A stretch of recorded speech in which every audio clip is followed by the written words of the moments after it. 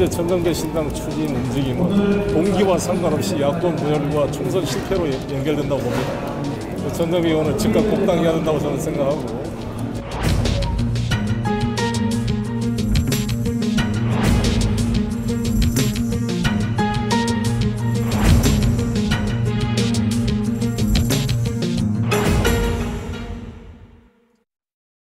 네, 요즘 정치권, 특히 야권에서 큰 관심을 받고 있는 분입니다. 내년 20대 총선에서 일각에서 무소속 천정배 의원의 저격수로 거론되고 있는 송영길 전 민선 5기 인천시장 모셨습니다. 안녕하십니까? 네, 안녕하십니까? 작년 6.4 지방선거에서 패하신 이후에 중국에 다녀오셨죠? 중국에 얼마 동안 계셨습니까? 네, 중국 칭화대학에서 1년 동안 공부하고 왔습니다. 네, 그래서 지금 사석에서는 중국말도 아주 유창하게 하신다는 그런 얘기가 있던데요. 네, 중국어로 강의를 했습니다. 주로 북경대 푸단 대학을 비롯한 중국을 돌아다니면서 많은 것을 배우는 기회를 가졌습니다. 예. 그리고 중국에서 돌아오신 후에 송영길의 집 프로젝트 이런 책을 또 펴내셨는데, 그런데 여기 보면은 먹고 사는 문제 연구소라고 이런 걸 개소하셨어요. 이름 자체가 일단 상당히 좀 특이해 보입니다. 제가 인천시장 4년의 경험이 아주 소중했던 것 같습니다. 네. 그래서 보다 이제 이 정치가 우리 서민들, 국민들의 먹고 사는 문제에 대한 구체적 대안을 제시해야 된다, 이런 생각에 먹고 사는 문제 연구소를 만들어서 제 1탄으로 주택 문제 해결을 위한 누구나 집 프로젝트를 이번에 발표했습니다. 네, 서문을 보니까 정의화 국회의장이 정치인답지 않은 책이다, 역시 송영길이다, 이런 생각을 지금 단상을 좀 적어놨는데, 이 책 지금 보면은 깨어있는 미래, 함께하는 공유경제 이런 게 있는데, 최근에 유행하고 있는 공유경제를 송 시장님의 그런 입장에서 쓰신 책입니까? 좀 더 심화시키고 구체화시켰다고 생각합니다. 우리나라가 지금 전월세 대란을 겪고 있는데 우리 서민들에게 반값으로 월세를 살 수 있도록 만든 이 구조거든요. 실제 실행이 되고 있고 지금 9천 가구가 계약이 돼서 곧 일부 시범 사업이 착공될 것입니다. 예. 그러면은 지금 이 책대로만 되면은 대한민국에서의 주택난은 앞으로 없을 거라고 이제 그렇게 생각을 하시는 거군요. 뭐 완전히 없진 않겠지만 우리 주택의 새로운 패러다임이 만들어질 것이고 저는 혁명적인 변화가 있을 걸로 지금 확신합니다. 네, 먹고 사는 문제 연구소, 이 이름 자체가 일단 장명이 사람들 귀에 쏙 들어오는데 좀 기대를 해보겠습니다. 정치 얘기를 좀 본격적으로 해봐야 될 것 같습니다. 지금 일각에서는 송 시장께서 광주에 출마한다, 그것도 광주 서구에 나가서 무소속 천정배 의원과 맞붙어서 신당 바람을 무너뜨릴 거다, 이게 한동안 회자됐는데 결심은 하셨습니까? 제가 인천 계양구에 현재 살고 있습니다. 제가 주말마다 계양산을 올라가면서 많은 우리 시민들과 대화를 하게 되는데, 시민들 말씀이 두 가지입니다. 송영길 재기해라, 다시 국회에 가서 좀 새롭게 정치를 해달라는 요구와 또 하나는 당을 좀 어떻게 수습해라 라는 게 절실한 요구입니다. 그런데 우리 새정치민주연합의 심장이라고 할 수 있는 광주의 민심이 분산되고 흔들리고 있기 때문에 이것을 방치해가지고는 사실 수도권에서 싸움이 어려워질 수밖에 없고 심각한 결과를 초래할 수가 있거든요. 그래서 이를 정리하기 위해서 제가 신당은 정말 돼서는 안 된다라는 걸 하기 위해 광주 문제를 고민하고 있습니다. 지금도 그럼 고민하고 있는 중이군요. 그렇습니다. 지난 10일에 광주시 의회 기자실을 찾아서 이렇게 말씀을 하셨죠. 광주 시민은 경고와 심판의 의미로 천정배 의원을 당선시켜 준 것이지 야당을 분열시키고 신당을 만들라는 뜻은 아니었다, 이제 이렇게 얘기를 해서 천정배 의원에 대해서는 분명히 반대한다는 그런 입장을 밝히신 거죠. 그렇습니다. 천정배 의원을 당선시켜준 광주 시민의 뜻은 현재 문재인 체제에 대한 비판과 새정치민주연합의 반성과 뭔가 개혁을 촉구하는 의미로 이해를 해야지, 이것을 신당을 만들어서 또 국회의원 자리를 더 만들어내고 야당을 결국 분열시켜서 정권 교체의 희망을 무너뜨리라고 한 것은 아니라고 저는 생각을 합니다. 그래서 저는 이런 말씀을 드렸는데, 동기야 다 좋죠. 동기야 좋지만 이 신당이라는 것이 지속 가능하지도 않을 뿐만 아니라 결국은 수도권의 박빙승부 지역의 치명적 결과를 초래해서 엄청난 그 새누리당에게 결국 승리를 안겨줄 거다. 그렇습니다. 결과적으로. 왜냐하면 19대 총선 때 한강옥 전 비서실장이 만든 정통민주당이 한 6석을 떨어뜨렸습니다.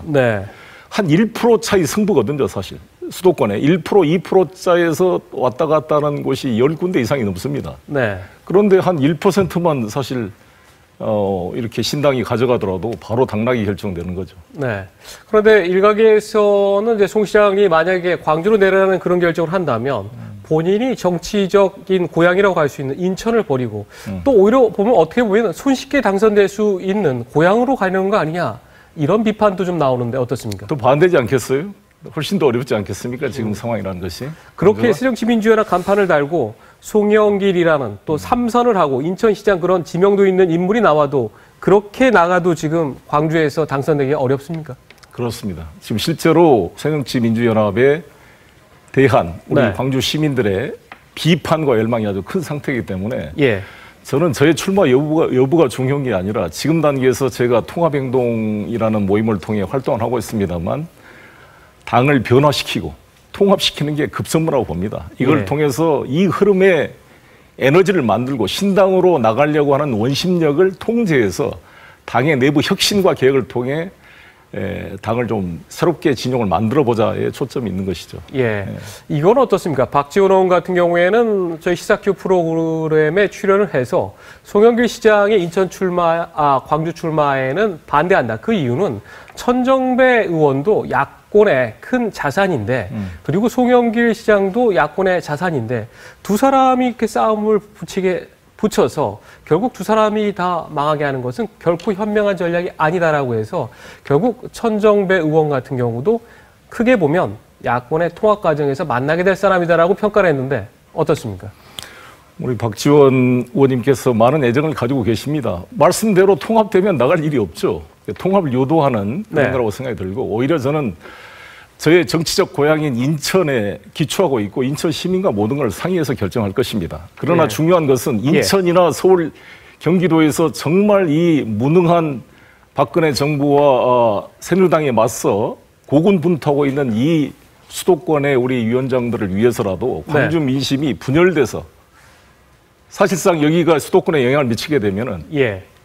큰 문제가 발생하기 때문에 지금도 저는 천정배 의원한테 신당 창당을 즉각 중단하고 통합에 들어올 것을 요구하고 있는 것입니다. 네. 언제쯤 그러면은 광주 출마 여부를 결정할 생각입니까? 우리 당내의 변화가 먼저 돼야 될 거로 보여지고 그래서 통합행동에서 어제 성명도 발표했습니다만 현재 예. 문재인 체제의 변화를 통한 혁신 세대 혁신형 비대위 구성을 촉구하고 있는 것입니다. 예. 자, 제가 시청자로부터 송영길 전 인천시장의 궁금한 점을 페이스북을 통해서 제가 몇 가지 질문을 받아왔습니다. 그렇게 정리해서 3가지 질문을 꼽아봤는데 첫 번째 질문은 바로 이겁니다. 지난 주말에 광화문에서 있었던 집회에 대해서 야당은 경찰이 과잉 진압을 했다고 지금 규정을 하고 이제 살수차와 관련된 예산, 즉 시위와 관련된 예산은 대폭 깎겠다라고 하고 있습니다. 자, 경찰이 과잉 진압을 했다고 생각을 하십니까? 어떤 입장이십니까? 당연히 과잉 진압했다고 생각합니다. 당연히 과잉 진압을 지금도 했다. 지금 중태에 빠져 있는 백남기 씨의 쾌유를 바라는 입장입니다만 이 살수차 대포를 이렇게 정면으로 발사한 것은 저는 과잉 진압이라고 말할 수밖에 없다고 생각합니다. 살수차를 분명히 쏜 것 자체에 대해서는 저는 그게 규정을 안 지킨 부분에 대해서는 좀 따져봐야 한다고 생각하는데 그런데 그 전에 그 시위 참가자들이 횃불을 들고 자동 버스차를 방화를 하려고 하고 다음에 경찰들을 향해서 사다리로 버스 위에서 뜨리려고 하고 그리고 유리창을 깨트리고 그리고 쇠파이프로 경찰을 찌르려고 한 거, 이거는 어떻게 생각하십니까?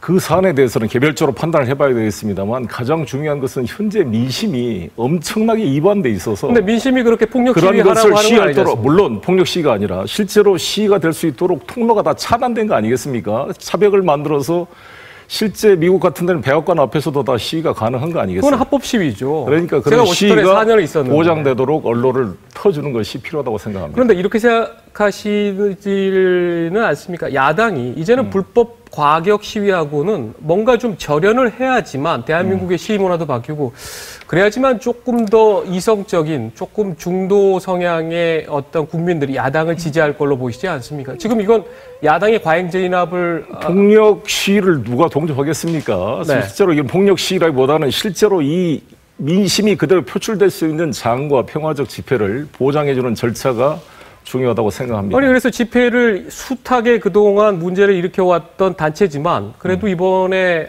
정부에서 집회를 허가해 준 것 아닙니까? 그 집회가 이렇게 변질돼서 아니 세상에 경찰 버스를 방화를 하려고 불을 붙이려고 가져간 그런 상황이 있는데 여기에 대해서 야당은 한마디도 하고 있지 않지 않습니까?